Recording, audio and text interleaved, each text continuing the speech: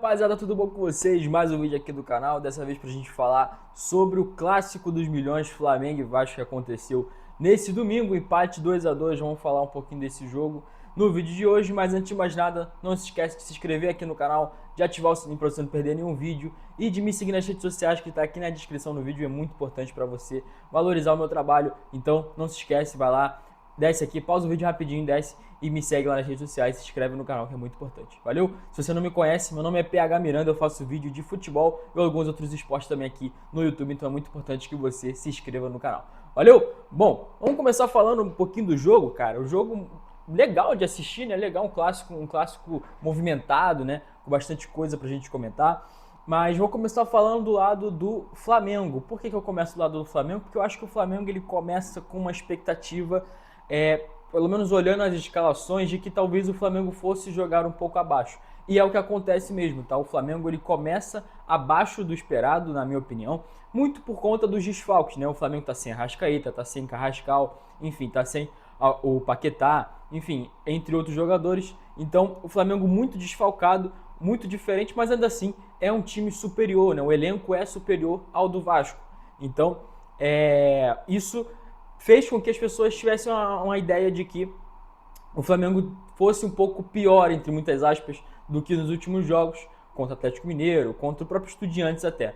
E é o que acontece, o Flamengo vem muito abaixo, mas isso acho que foi muito por conta do lado do Vasco também, é que conseguiu colocar uma pressão inicial muito boa, então o Vasco começa melhor do que o Flamengo, só que o Flamengo consegue achar um gol, achar mesmo, né, no sentido da palavra, porque o gol ali, um bate-rebate no meio da grande área e a bola sobra para o Pedro, que é um belíssimo atacante, um atacantezaço, um 9 mesmo, e consegue dominar aquela bola muito bem e marcar pro Flamengo para abrir o placar, beleza? Um gol achado do Flamengo, tá? Os dois gols foram achados, mas a gente já vai falar do segundo.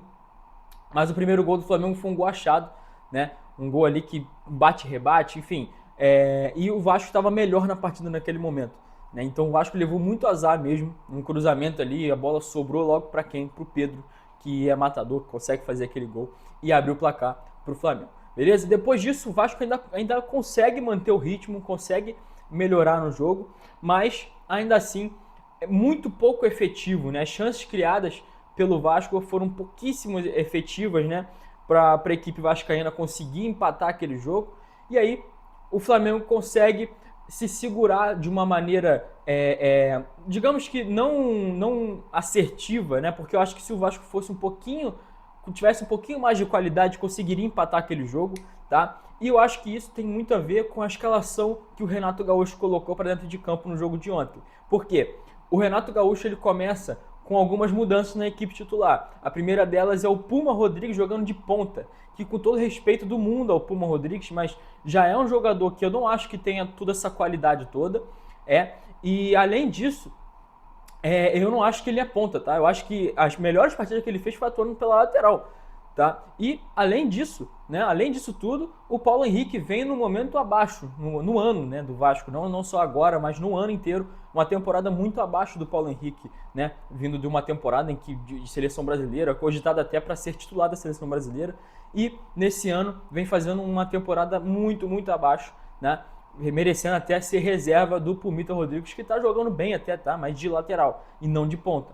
E o Renato Gaúcho coloca os dois para jogar, né? O Pumita de ponta e uma outra novidade também que é o Brenner de ponta também, tá? Ele começa jogando de ponta esquerda, depois ele é centralizado para jogar junto ali com o David, mas quem começa de centroavante é o David e quem começa de ponta esquerda é o Brenner. E isso eu acho que foi péssimo para o Vasco, péssimo, porque você perde muita dali da criação que você tem pelo lado esquerdo com o Andrés Gomes. E aí, no decorrer do jogo, a gente teve a notícia de que o Andrés Gomes estava machucado, né? Ele sentiu uma posterior da coxa ali antes de começar a partida, então o Renato Gaúcho opta por não colocar o Andrés Gomes. Mas, na minha opinião, ainda assim, não acho que foi uma decisão acertada você colocar o Brenner e não algum outro jogador. Esse jogador, por exemplo, na minha opinião, poderia ser o Adson, que vem num momento muito bom. Mas não só o Adson, acho que até o Nuno Moreira poderia ser melhor pela ponta esquerda, como ele atuou no ano passado, algumas vezes, algumas oportunidades. Eu acho que o Nuno Moreira seria melhor para o Vasco naquele momento do que você colocar o Brenner, que já não vem num bom momento e ainda assim você coloca ele deslocado para uma posição que não é a dele de origem. Então eu não acho que foi a decisão mais acertada do Renato Gaúcho colocar o Brenner. E aí o Vasco perde muito em velocidade, em criação de jogo, com a ausência do Andrés Gomes, que é o melhor jogador disparado da equipe, talvez aí um dos melhores pontas do país atuando atualmente. Então, na minha opinião, o Vasco perdeu muito com isso. E aí, os ataques que o Vasco conseguiu ter, acho que até, se eu não me engano, posso estar falando besteira, mas se eu não me engano, o Vasco teve até mais chances, mais finalizações, na verdade, do que o Flamengo, mas as chances maiores mesmo, as chances reais foram do Flamengo no primeiro tempo. E aí o Flamengo consegue até ampliar o placar para 2-0 com um pênalti muito bobo, tá? Como eu falei, os 2 gols que o Flamengo fez foram gols achados mesmo, porque o Vasco estava melhor na partida, mas o Flamengo consegue, primeiro lá no começo do jogo, com aquela bola rebatida dentro da grande área que sobra para o Pedro finalizar, e depois num pênalti que a bola já estava praticamente perdida, a bola ia saindo na linha de fundo, o Pedro domina errado, e o Paulo Henrique pisa no pé do Pedro, e é pênalti, tá? Acho que é indiscutível, foi pênalti mesmo. E o Paulo Henrique pisa no pé do Pedro, e aí o Heitor Pereira Sampaio marcou o pênalti para o Flamengo, que obviamente tem um exímio batedor de pênalti, que é o Jorginho, foi lá e converteu, ampliando para o Flamengo. E aí fica uma situação muito complicada para o Vasco, porque aí o Flamengo tem muita qualidade, tem muita experiência no seu elenco e consegue muito bem cadenciar o jogo, né, em certo momento do jogo, e até depois dos 2-0, né, até o 2-0, na verdade, o Vasco estava muito melhor que o Flamengo, na minha opinião. O Vasco poderia sim ter empatado a partida e até sequer virado, tá? Mas eu acho que, como eu falei, as ausências de qualidade técnica na equipe do Vasco fez com que o Vasco não tivesse conseguido, não conseguisse, né, empatar aquela partida ou até virar, né? Então, por exemplo, se o Andrés Gomes tivesse começado o jogo, se o Nuno Moreira, eu não posso afirmar isso porque é muito se, né? Mas eu acho que sim, o Vasco poderia ter mais chances de fazer um jogo melhor, né? Porque o Vasco já estava melhor e teve algumas chances, né? Aquele chute do Brenner que ele sai na intermediária e que ele tinha 2 opções passando por ele, né? Então, tipo, aquele lance ali é bizonho, né? Com todo respeito, mas enfim, ele tá saindo um contra-ataque, se eu não me engano era 3 contra 2, 2 jogadores do Vasco passando pelo lado dele, e ele decide chutar com a perna ruim, né? Enfim, meio duvidosa essa decisão do Brenner, e aí é uma jogada que facilmente poderia ter saído um gol ali, mas pela incapacidade do Brenner de conseguir olhar para o lado e ver os jogadores do Vasco passando, fez com que o Vasco não tivesse empatado a partida naquele momento. E aí o Vasco sofre com isso e toma desculpa, isso aí já tava 2-0, né? E aí o Vasco tava 1-0. Depois o Vasco no segundo tempo toma o segundo gol. E aí o time desmorona completamente até a entrada dos jogadores, né, as mexidas do Renato Gaúcho. Porque naquele momento o Vasco, depois do 2-0, o Flamengo consegue retomar as ações do jogo, consegue colocar gás na equipe, principalmente com a saída do Luiz Araújo, que foi muito mal na partida, e com a entrada do Gonzalo Plata. Então, eu acho que o Plata entrou muito bem no jogo, conseguiu dar intensidade, conseguiu fazer um furdunço ali naquela ponta direita daquele lado esquerdo do Vasco, né, com o Piton já desgastado, enfim. Aliás, a ausência do Cuiabano também é algo que fez muita diferença para o Vasco, né, o Cuiabano machucado. E aí o Gonzalo Plata faz uma diferença absurda naquele time do Flamengo naquele momento, que consegue retomar as ações do jogo. E naquele momento a gente achava até que poderia ampliar o placar. Tá? Tem um chute dele, uma defesaça do Léo Jardim, numa jogadaça do Plata ali. Depois tem uma falta do Léo Pereira, que também o Léo Jardim faz uma boa defesa. Em seguida, o próprio Léo Pereira cabeceia e a bola vai para fora. Ou seja, o Flamengo teve chance até de ampliar, né, de fazer mais gols ainda.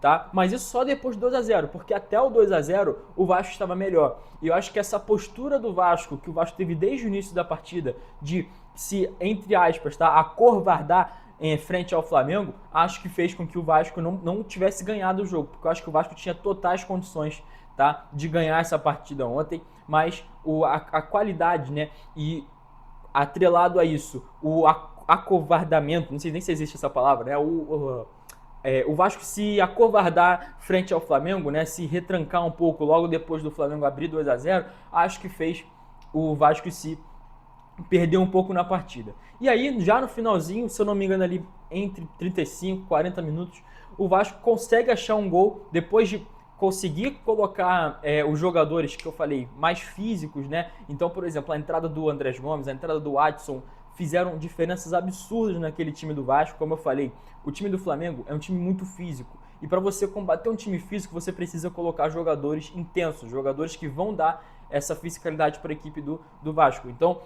o Renato Gaúcho vai lá, tira o Puma Rodrigues, tira o Brenner e tira o David, coloca jogadores mais intensos para tentar buscar o gol, para tentar atacar a área do Flamengo numa situação que já estava um jogo perdido praticamente, 2-0 para o Flamengo.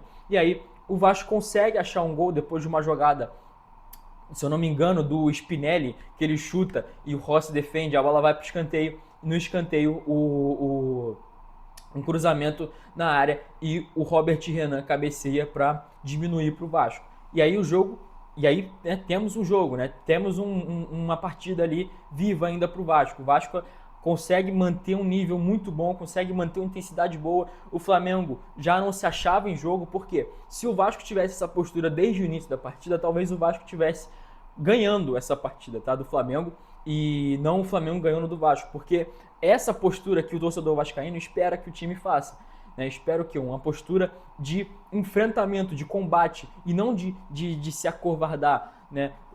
Porque o time lá do outro lado é muito mais forte, né? O Flamengo realmente é mais forte, tem um elenco melhor. Mas a postura não pode ser essa, principalmente quando é um clássico, né? Principalmente quando é um jogo desse tamanho. Então, a postura que o Renato Gaúcho coloca no time logo depois, né, dessas mudanças, faz total diferença e o Vasco consegue empatar no último lance, numa jogada ali foi o Vitor Cuesta, Vitor Cuesta é o outro zagueiro, é o Cuesta, né, não sei o primeiro nome dele, enfim, o Cuesta, zagueiro do Vasco, cruza a bola e o Hugo Moura, olha só, né, nunca critiquei, Hugo Moura vai lá e cabeceia, tirando a chance do Rossi de defesa.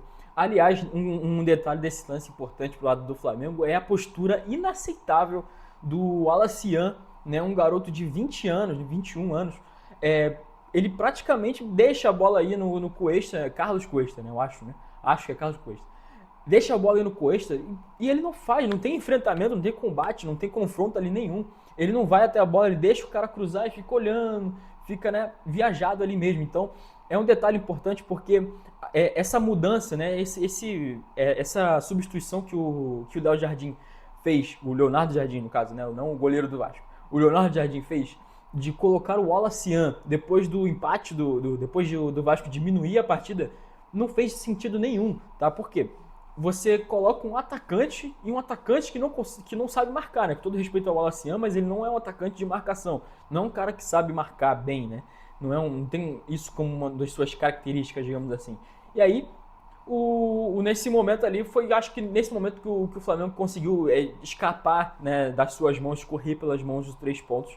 E aí o Vasco consegue fazer o gol no último minuto. Mais uma vez o Vasco conseguindo retomar as rédeas da partida depois de uma partida já praticamente perdida, né? Depois dos torcedores já estarem aceitando, entre muitas aspas, porque a gente sabe que o torcedor do Vasco não sempre acredita, né? Sempre tá lá torcendo, mas enfim, as pessoas no geral estavam já vendo que o Flamengo ia ganhar aquela partida com tranquilidade, principalmente depois do 2-0, mas não. O Renato Gaúcho vai lá, consegue colocar, mas eu acho que o principal erro foi lá no início, quando a escalação saiu do Vasco. A escalação foi uma escalação errada.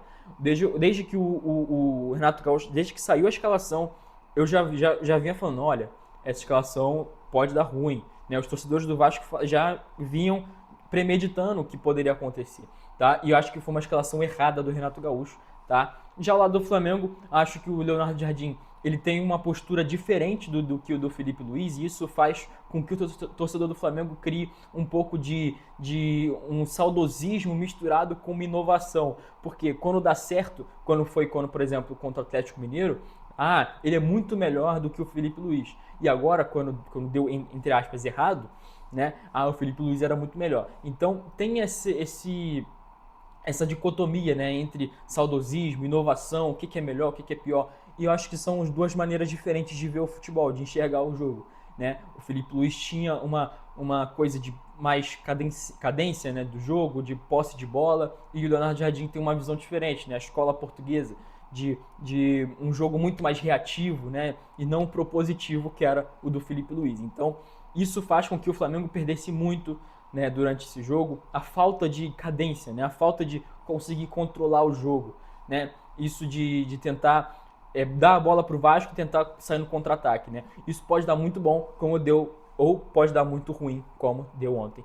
E o Flamengo sofreu muito com isso. Beleza? Bom, esse foi o vídeo, rapaziada. Se você gostou, deixe seu like, se inscreve no canal e ativa o sininho pra você não perder nenhum vídeo. Mais tarde tem mais vídeo falando dos playoffs da NBA. Valeu, tamo junto, é nóis.